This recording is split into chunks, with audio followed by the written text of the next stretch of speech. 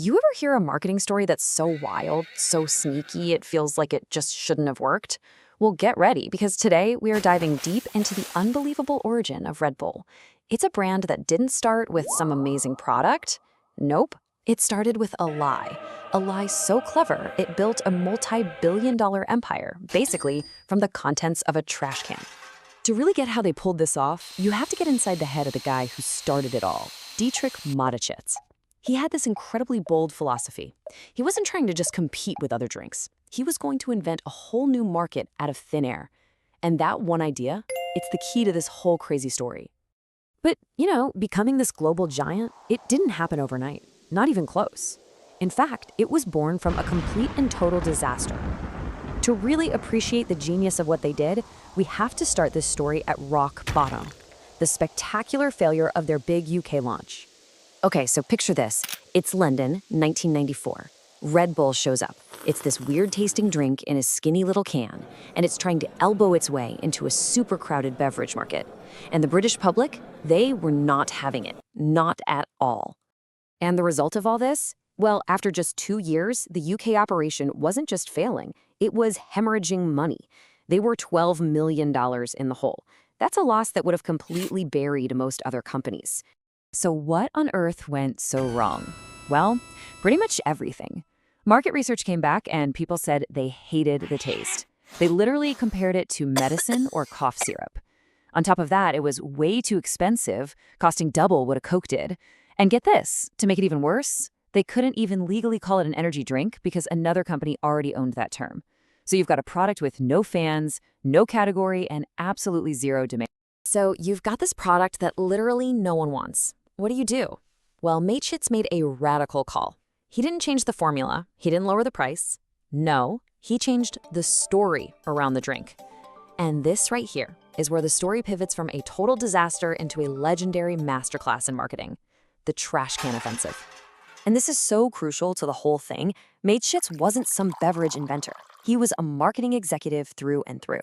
He'd found this Thai tonic called Krating Dang that helped him with jet lag, but he knew that its success in the West was never going to be about the taste. It was all going to be about psychology. The psychological principle he basically weaponized is called social proof. It's a really simple but powerful idea. As humans, we are wired to follow the crowd. If we see a bunch of other people doing something, we just assume it's the right or the cool thing to do.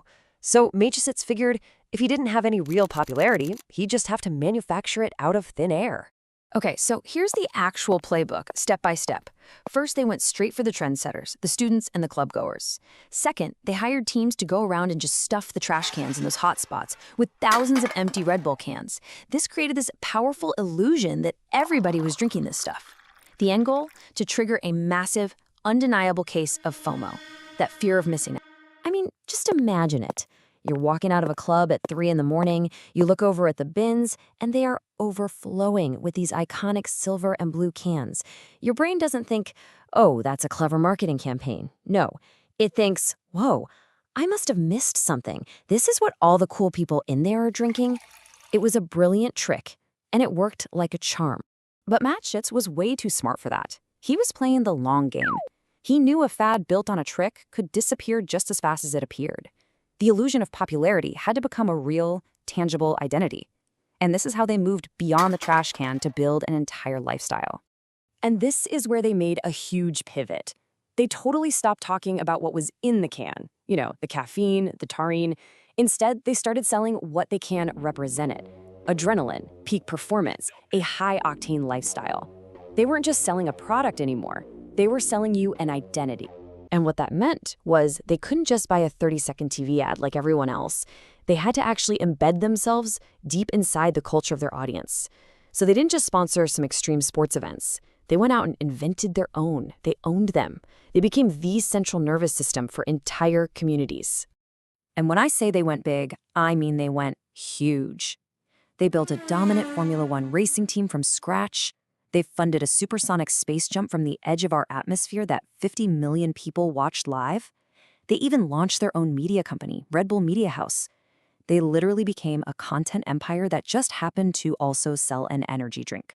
Okay, so they've got the fake popularity from the trash cans, they've got the aspirational lifestyle from extreme sports, but there was still one piece of the puzzle missing. They had to make the brand feel personal. They needed an army on the ground. To make this brand feel real and authentic, they skipped traditional advertising almost entirely and created a direct line straight to their core audience, right there on college campuses and at parties. They called this the Alpha B strategy, and it was psychologically genius. See, they didn't just hire any students. They hired the campus influencers, the alpha Bs of the social circles. These ambassadors would drive around in these cool branded cars, and they didn't just hand out free samples. They turned a corporate product into a social gift. It completely bypassed our built-in ad blocker brains because it didn't feel like an ad. It just felt like a cool person sharing something cool with you. So all this craziness, the trash can trick, the lifestyle marketing, the student army, did it actually pay off? Well, let's zoom out and take a look at the absolutely staggering results. I mean, the numbers really do speak for themselves. In just a little over a decade, Red Bull tripled its global sales. It went from 4 billion cans sold in 2011 to over 12 billion in 2023. That isn't just growth. That is explosive, sustained global dominance. And when you lay it all out on a timeline like this, you can really see the genius of the whole journey. From a simple discovery in Thailand, to a disastrous launch, to a radical marketing pivot, and finally to creating these iconic global moments. Every single step was a deliberate move to become way more than just another drink company. And the payoff for playing this long game, the big finale?